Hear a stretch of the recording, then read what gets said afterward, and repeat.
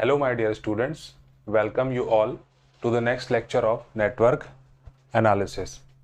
Last lecture में हमने कुछ न्यूमेरिकल्स किए थे on the topic charge, current, voltage, power and energy. अब आज हम बेसिक कॉन्सेप्ट्स ऑफ नेटवर्क को आगे बढ़ाते हुए कुछ एलिमेंट्स के बारे में देखेंगे, जिसमें से पहला हमारा एलिमेंट होता है रेजिस्टर, और उसके साथ साथ हम देखेंगे कि ओम्स लॉ भी क्या होता है. ठीक है, तो फर्स्ट हमारा जो एलिमेंट होगा वो होगा रेजिस्टर. तो रेजिस्टर की रिक्वायरमेंट क्यों पड़ी उसको समझते हैं थोड़ा सा. किसी भी सर्किट में आपको वोल्टेज दिया हुआ है, करंट दिया हुआ है, ठीक है, बट आपका पर्पस ये नहीं है कि वोल्टेज लगाने से करंट फ्लो हो जाए. आपका पर्पस ये है कि आप उस करंट को कंट्रोल कर सकें. ठीक है, मतलब जितना आप करंट फ्लो कराना चाहें उसको आप कंट्रोल कर सकें. तो उसके लिए आपको कुछ एलिमेंट की ज़रूरत पड़ती है. ठीक है, उस एलिमेंट को बोलते हैं रजिस्टर. सो द बेसिक जो नीड है रजिस्टर की, सबसे पहले देखते हैं वो क्या है. Resistor is used to limit और control the current in different part of circuit. Circuit के डिफरेंट डिफरेंट पार्ट्स में रजिस्टर का कॉम्बिनेशन लगा के या रजिस्टर्स को लगा के आप करंट को कंट्रोल कर सकते हैं. ठीक है, अब रजिस्टर की नीड के बाद देखते हैं कि रजिस्टर बनता कैसे है और उसके कैरेक्टरिस्टिक्स क्या क्या होते हैं. तो कोई भी मटेरियल होगा, अगर हम उसमें से करंट फ्लो कराएंगे तो वो उसको क्या करेगा, रोकने की कोशिश करेगा. ठीक है, तो उसी के बेसिस पे जो उस पर्टिकुलर मटेरियल का रेजिस्टेंस होता है वो डिफाइन होता है. ठीक है, तो यहाँ पे देखते हैं हमारा point. Every material have characteristic behaviour of resisting the flow of electric charge. Her material electric charge के फ्लो को पहले रेजिस्ट करने की कोशिश करता है. ठीक है, और इसी एबिलिटी को, the ability to resist current is known as resistance. ठीक है, इसी एबिलिटी को क्या बोलते हैं, एबिलिटी को बोलते हैं रेजिस्टेंस. ठीक है, और इसकी जो यूनिट होती है, रेजिस्टेंस की जो यूनिट होती है, it has the unit of ohm. Ohm इसकी यूनिट होती है. साइंटिस्ट जॉर्ज साइमन ओम के नाम पे पड़ा हुआ है ये, और इस ओमेगा के नोटेशन से इसको डिनोट किया जाता है सर्किट्स में. ठीक है, और जनरली क्या होता है कि हम ओम्स तो बोल दिए, बट प्रैक्टिकल सर्किट्स में जो रेजिस्टर्स यूज होते हैं उनका ऑर्डर हो सकता है किलो ओम्स में हो सकते हैं या मेगा ओम्स में हो सकते हैं. ठीक है, बेसिकली ये दो ऑर्डर के सर्किट उसमें यूज होते हैं. ठीक है, अब सर्किट में आप रजिस्टर का यूज करेंगे तो उसका सिंबल कैसा होगा और उसका नोटेशन क्या होगा उसको देख लेते हैं.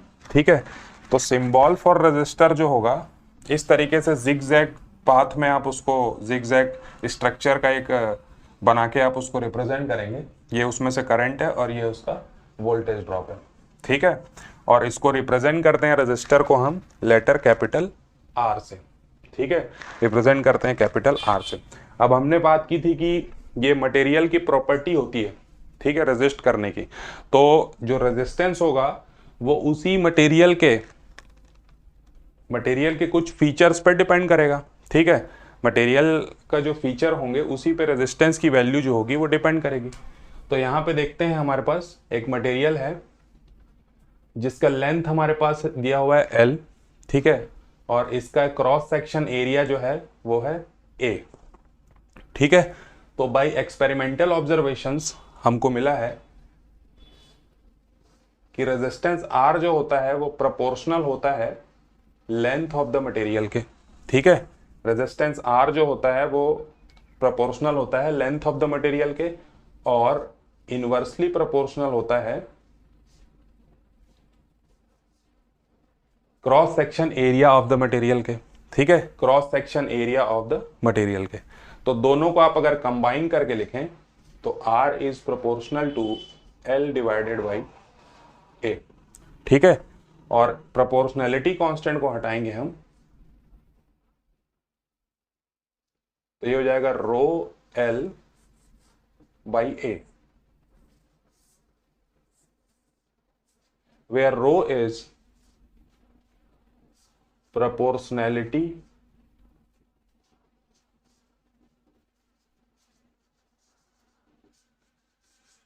कांस्टेंट,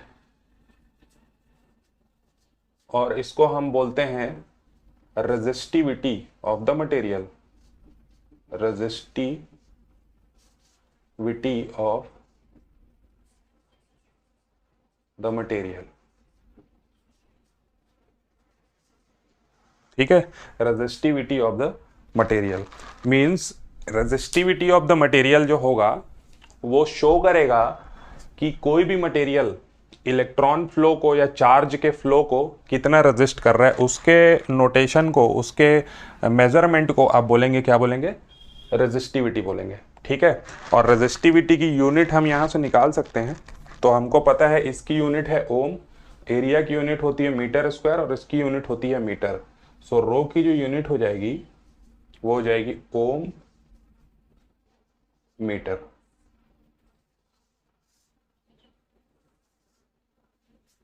ठीक है, रेजिस्टिविटी रो की यूनिट जो हो जाएगी ओम मीटर। ठीक है, इसके साथ साथ एक और पॉइंट इसमें ध्यान देने लायक है कि कोई भी अगर मटेरियल है और अगर वो मटेरियल गुड कंडक्टर में आता है, ठीक है, गुड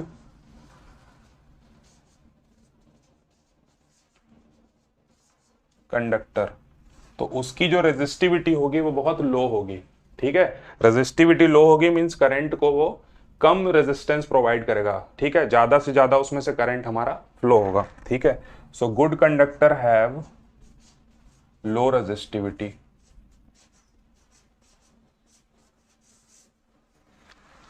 और सपोज हमारे पास कोई इंसुलेटर मटेरियल है जो कि बिल्कुल भी करंट का फ्लो या बहुत ज्यादा करंट के फ्लो को रेजिस्ट करता है, तो इंसुलेटर के लिए रेजिस्टिविटी बहुत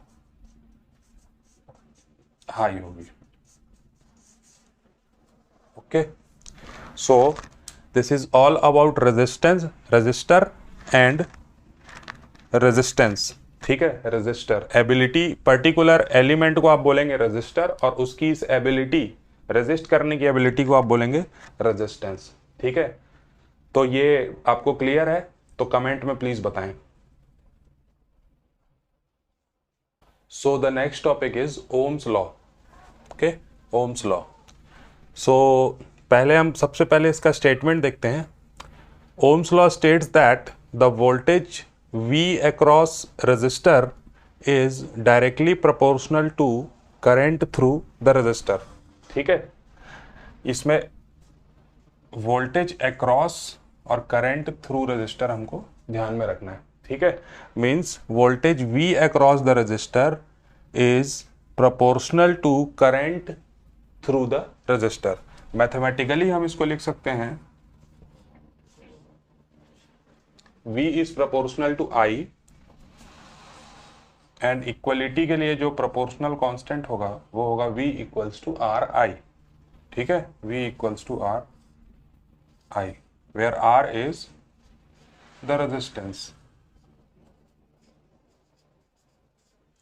तो बेसिकली ओम्स लॉ जो है वो रिलेशनशिप बताता है किसी भी रेजिस्टर के अक्रॉस वोल्टेज और थ्रू करंट के।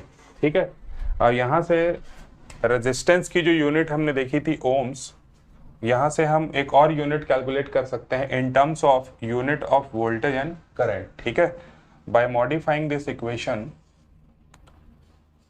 R is equals to the ratio of voltage and current. ठीक है, so 1 ohm is equals to 1 volt per ampere, 1 volt per ampere. So ohm is equals to volt per ampere.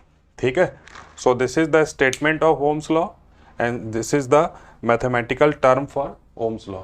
ठीक है, इसी का use करके हम most of the circuit में calculation करते हैं वोल्टेज और करंट का। ठीक है, अब यहाँ पे आर की जो वैल्यू है, ठीक है, आर की value, R can vary from 0 to infinity। ठीक है, R की वैल्यू 0 से इन्फिनिटी तक वेरी कर सकती है। ठीक है, तो इसी के बेसिस पे दो केस इसमें देख लेते हैं कि रेजिस्टेंस, किसी सर्किट में रेजिस्टेंस है उसके बेसिस पे। तो पहला केस हम लेते हैं वेयर R इक्वल्स टू 0। इस केस को हम बोलते हैं शॉर्ट सर्किट। किसी सर्किट में अगर रेजिस्टेंस 0 है तो उसको हम बोलेंगे शॉर्ट सर्किट। ठीक है, आर की वैल्यू अगर 0 कर दिए तो यहां से हम देख सकते हैं V इक्वल्स टू हो जाएगा limit R tends to 0 and R I, so V equals to 0 means short circuit in any circuit is represented by R equals to 0 and V equals to 0 means voltage जो होगा उसका 0 हो जाएगा। Circuit में इसको देख लेते हैं, suppose this is a circuit और इसके अक्रॉस यहाँ पे सो R इक्वल्स टू अगर यहाँ पे 0 है तो वोल्टेज का जो ड्रॉप आएगा यहाँ पे क्या आएगा, 0 आएगा। करंट की वैल्यू यहाँ पे जो रहेगी फाइनाइट रहेगी, जो भी करंट फ्लो होना होगा, बट यहाँ पे कोई ड्रॉप नहीं होगा क्योंकि रेजिस्टेंस की वैल्यू 0 है और वोल्टेज की वैल्यू 0 है। तो इसी को हम क्या बोलते हैं, शॉर्ट सर्किट। ठीक है, सेकंड केस हम देखते हैं R इक्वल्स टू इंफिनिटी। ठीक है, तो ये जो केस होता है ये ओपन सर्किट का केस होता है, ओपन सर्किट। और इसमें हम I इक्वल्स टू, यहां से हम देख सकते हैं I की वैल्यू निकल जाएगी V by R, so limit R tending to infinity and V by R. तो R टेंडिंग टू इंफिनिटी रखने पे I की वैल्यू क्या आ जाएगी, 0। तो ओपन सर्किट का मतलब होता है सर्किट में रेजिस्टेंस इनफाइनाइट और करंट की वैल्यू क्या हो जाएगी, 0। तो यहां पे देख लेते हैं सर्किट में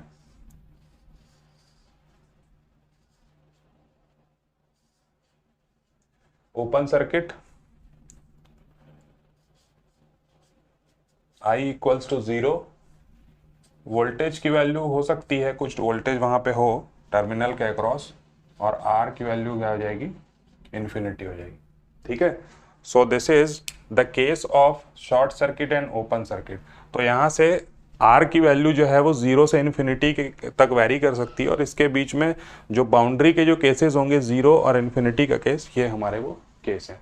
सो this is all about resistance and short circuit and open circuit. Okay,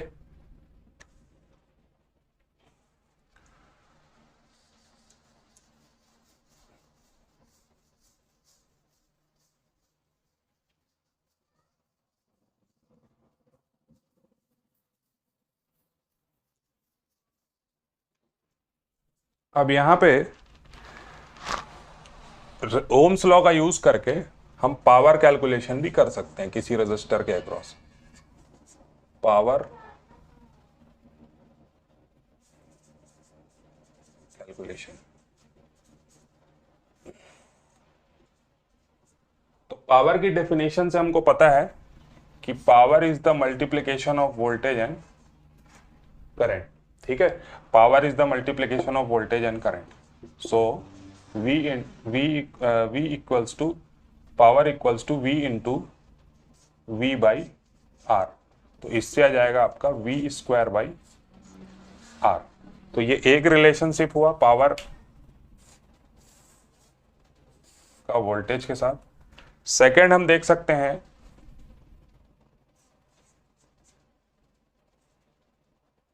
V की वैल्यू अगर I इंटू आर रख दें हम into I, so P equals to हो जाएगा I square are.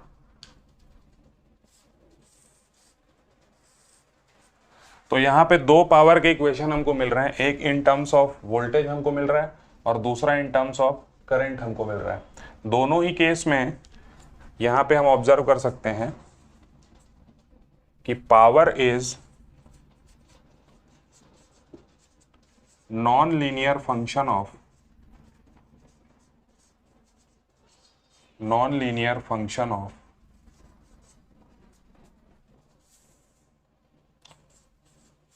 voltage and current, non-linear function of voltage and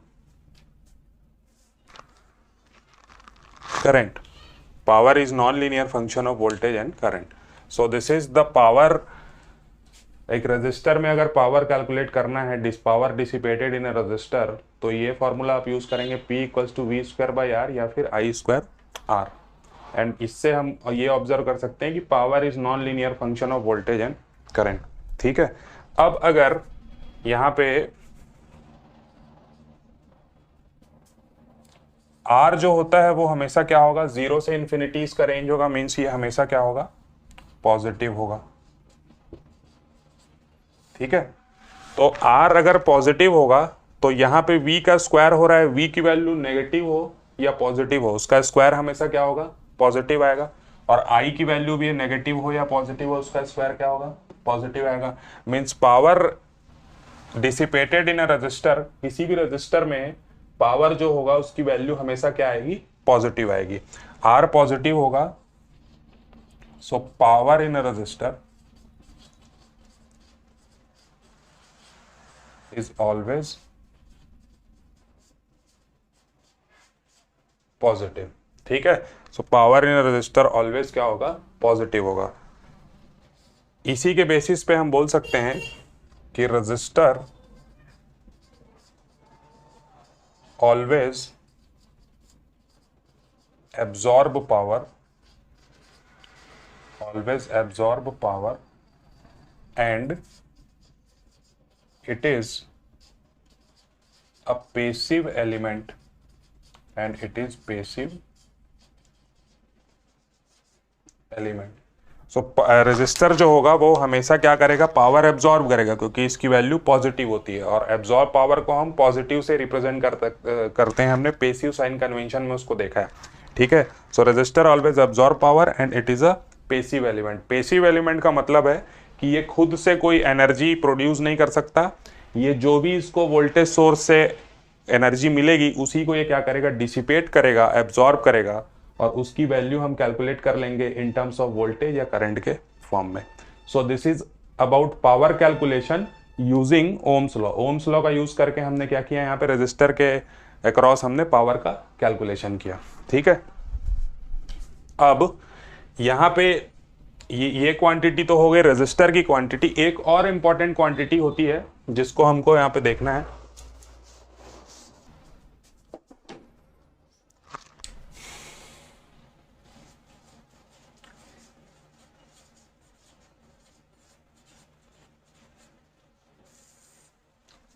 so this is conductance।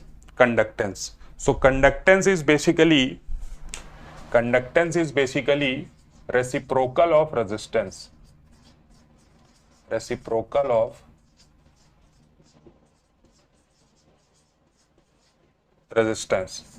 and it promotes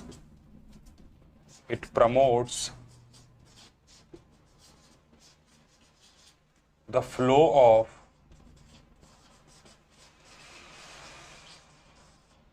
charge. It promotes the flow of charge. Electric charge के flow को क्या करेगा, ये promote करेगा। और ये रेजिस्टेंस का क्या होगा, रेसिप्रोकल होगा। मींस ये भी एक एबिलिटी है, बट ये एबिलिटी रेजिस्ट करने की एबिलिटी नहीं है, ये है कंडक्ट करने की एबिलिटी। ठीक है, it is the ability to conduct. ठीक है, जो भी आपका मटेरियल है उसकी एबिलिटी, कंडक्ट करने की एबिलिटी। ठीक है, it promotes the flow of charge. It is represented by letter G and it is equals to 1/R। ठीक है, कैपिटल G से इसको रिप्रेजेंट करते हैं and it has the unit of 1/ओम बोल सकते हैं, या इसको मो बोल सकते हैं, या सीमेंस बोल सकते हैं। 1/ओम्स और मो और एस, ये तीनों में से कोई भी सिंबल का यूज करके आप इसकी यूनिट बता सकते हैं। सो दिस इज कंडक्टेंस। ठीक है, it promotes the flow of charge. ठीक, तो ये दो क्वांटिटी जो है ये ओम्स लॉ के बेसिस पे आप कैलकुलेट कर सकते हैं। अगर यहाँ पे ओम्स लॉ का फॉर्मूला यूज करें, सो this is the ratio of क्या हो जाएगा, I to V। रेजिस्टेंस होता है V to I का रेशियो और ये होता है I से V का रेशियो। ठीक है, So this is all about conductance. अब यहां पे एक पॉइंट हमने यहां पे देखा रजिस्टर के बारे में, और उसको देखा कि रजिस्टर जो रहता है वो ओम्स लॉ को फॉलो करता है, ठीक है। तो कोई भी register, a resistor which follows the Ohm's law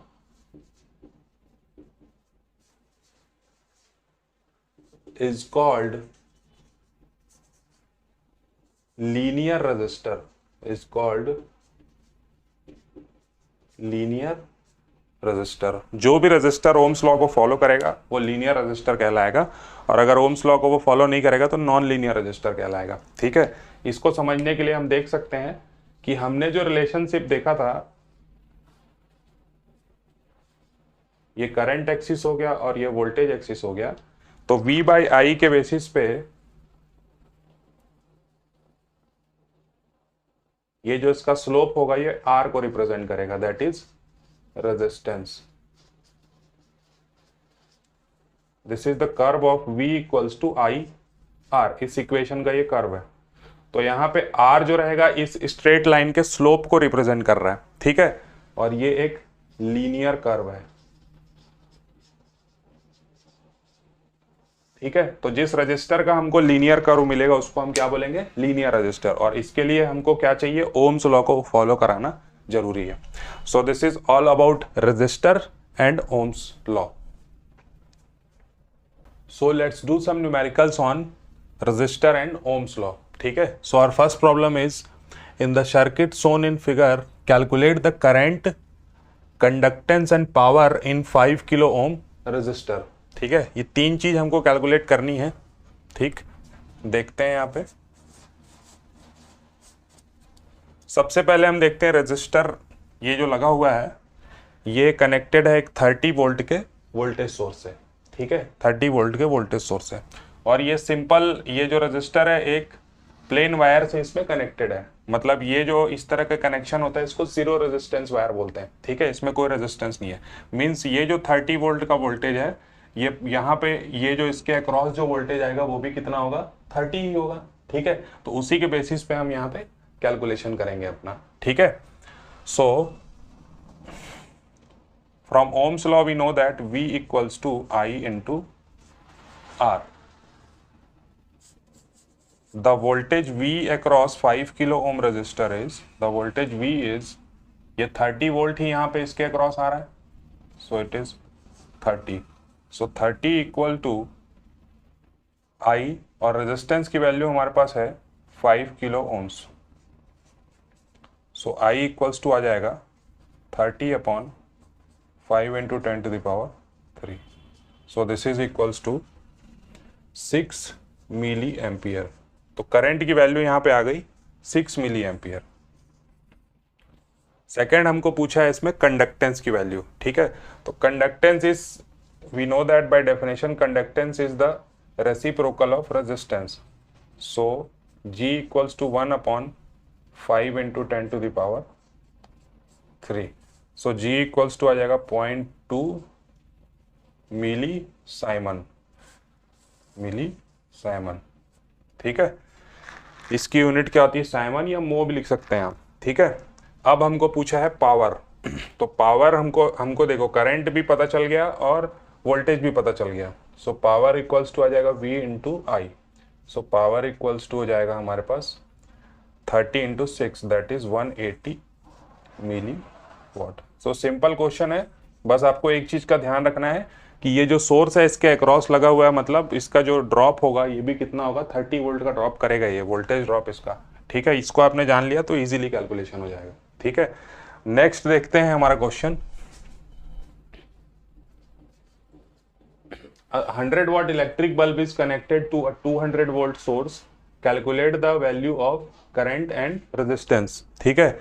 electric bulb, power यहाँ पे दिया हुआ है 100 वाट, और वोल्टेज किसके अक्रॉस कनेक्टेड है, 200 वोल्ट, मीन उसके अक्रॉस वोल्टेज है 200 वोल्ट। फिर से ओम्स लॉ का यूज कर देंगे, we know that P equals to V square by R, ठीक है। अब हमको यहाँ पे रेजिस्टेंस की वैल्यू चाहिए, सो R इक्वल्स टू हो जाएगा V square by P. V की वैल्यू है 200 square upon 100 watt, so resistance की वैल्यू हो जाएगी 200 का स्क्वायर करना है हमको, सो 40,000 हो जाएगा ये अपॉन 100, ये कैलकुलेट हो जाएगा। सो R इक्वल्स टू आ जाएगा, ये कैंसिल हो जाएगा 100। अब R इक्वल्स टू हो गया आपके पास 400 ओम्स, ठीक है, 400 ओम्स। अब आपको कैलकुलेट करना है करंट की वैल्यू, ठीक है। आपके पास रेजिस्टेंस है, वोल्टेज है, करंट की वैल्यू ओम्स लॉ से V equals to I R, so I equals to हो जाएगा V by R, so I equals to हो जाएगा आपका 200 divided by 400, so I equals to आ जाएगा 0.5 ampere, 0.5 ampere. So this is current and this is the resistance. तो इस तरीके से आपको न्यूमेरिकल्स को डील करना है। ओम्स लॉ का यूज करके आप किसी भी रजिस्टर के अक्रॉस वोल्टेज और थ्रू करंट या पावर, कंडक्टेंस वगैरह सब कैलकुलेट कर सकते हैं, ठीक है। तो आज के लेक्चर के लिए इतना ही। नेक्स्ट लेक्चर में हम कुछ और एलिमेंट्स देखेंगे सर्किट के, जिनको स्टडी करेंगे हम, ठीक है। Okay, thank you. कमेंट में ज़रूर बताएं आपको कैसा आज का लेक्चर लगा, और इसमें अगर कोई डाउट है आपको तो उसको भी बताएं। ज़्यादा से ज़्यादा लोगों को शेयर करें वीडियो। Thank you.